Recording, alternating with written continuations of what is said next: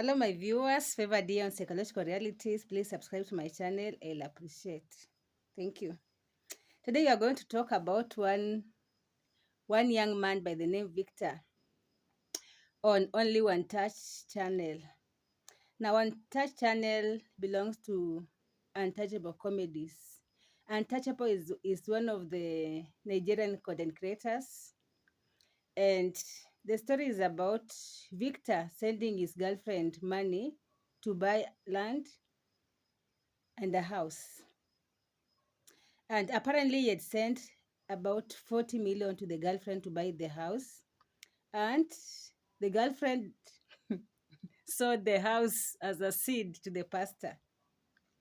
Now, when Untouchable, in this particular content, Untouchable was working with his brother Flower Boy. Most of you who know Untouchable know that sometimes they work together with Flower Boy. They're both content creators. And they had to carry themselves, the four of them, Untouchable, Flower Boy, Victor, and the girlfriend, to the pastor's house, the said house that the girlfriend had sold to the pastor. And then the girlfriend had said that that particular pastor, has been asking members to sell properties to him. And then later on, he sells the properties. Now, when pastor was called upon from the house, he asked the lady, "Were you under duress when you are giving me the property?"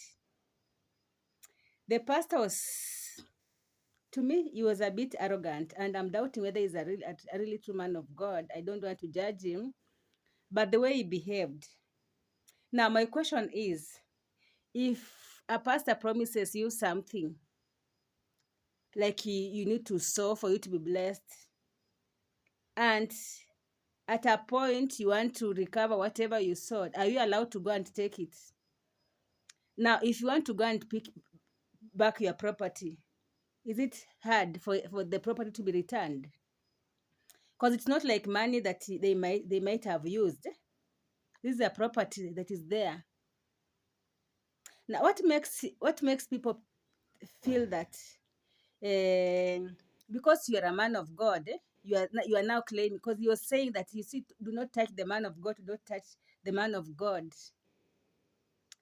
In the first place, I saw Untouchable tell him, "How sure are we that you do not use juju or black magic to compel this particular young lady, to give you the property?" Imagine 40 million worth property, a very good house. I think it's a maisonette, a very good maisonette. And the pastor was there saying that you don't know I've kept the proper the documents, you don't know I've kept the documents. Really? What is happening in our society? I myself am a Christian, and I come from a Christian background. And I don't think the way the pastor acted was in accordance to the word of God. Because now the pastor is saying that I'm going to sell the property to help the children of God. The young man has been toiling in America, and I guess maybe you wanted, after all that work, after all that hard work, you want to come back home and settle with his girlfriend. And whatever he has been working for, worth 40 million, the girlfriend, I'm supposing she was in a church, and the pastor, maybe after preaching, I don't know what he did, and she decided to sow the house. I'm not against sowing. I'm not against giving to the man of God. I'm not against giving to the church, because I've done that severally.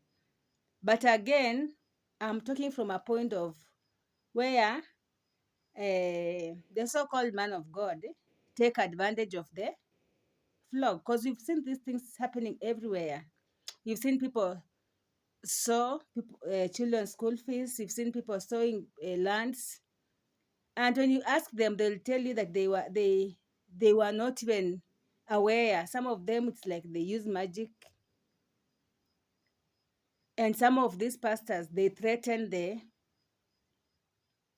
flogs. And no, most of the time women are this emotional, because now this lady was shouting behind the scene that, I wanted us to be blessed more. I wanted us to be blessed more. Yes, I know. One way of receiving is giving, but there are very many ways of giving. Let me ask you this question. I think it is good to give to a man of God, who desperately needs your help, or who is in need. But when I looked at this particular pastor, I don't think he's in need of that house, because it has been said that's what he has been doing. He compels the members to sow properties to him, whereby he later on sells the properties. It is like he has turned the members into another business plan of acquiring their properties, their vehicles, their lands, their houses, and selling them. Because the man was saying that he has planned to sell the house. I wish you go and see the whole video on only one untouched. You'll be amazed. The man of God, the said man of God, because I'm not even sure that that's a man of God. He was not remorseful. He was so proud and arrogant. And even from his body language, I don't think that is how men of God are supposed to behave. And I've been saying this in different places. You find that people are very, very many needy people are in church, but people will contribute millions and millions of shillings to go and give one man of God who is not even, don't even have the heart of the poor in the church or the need in the church. We've seen whereby people contribute a lot of money to build church schools, church hospitals, but now the poor in those churches cannot even attend the school. The widows in those churches cannot even take their children in that particular school whereby they were contributing. They can't even afford the hospital. Why must people contribute to build a very big school, and at the end of the day they don't benefit? People from outside are benefiting. One person or just a few people are receiving the whole benefit, the whole profit. Are we reading the same Bible, or there is a problem somewhere? What is happening in our society? I remember I'm very much concerned, because I remember that this time when my dad was ailing and I was in church, my brother had come to visit me, and there was this pastor who was a visitor who had been called by our pastor to preach. And so when they asked about prayers, we said, you pray for our dad. He's not feeling well. He's ailing. And the man forced us to give money. I know that this way someone will force you to give money. That do you believe if you give this a particular amount of money, your father will be healed? And we said yes. Because if you give it is like a business transaction. Then if you've said that, now we are believing because of you've said that, let's give the money. But what happened? My dad passed on. It was very hard. I felt like going back for my money, because at that particular time my spirit was not ready to give the money. But you see, there's this way they say before the whole congregation, and it's like they're forcing it on you, and they're putting in between a rock and a hard place, and it is very hard for you to say no. And so I understand even this lady who donated the house.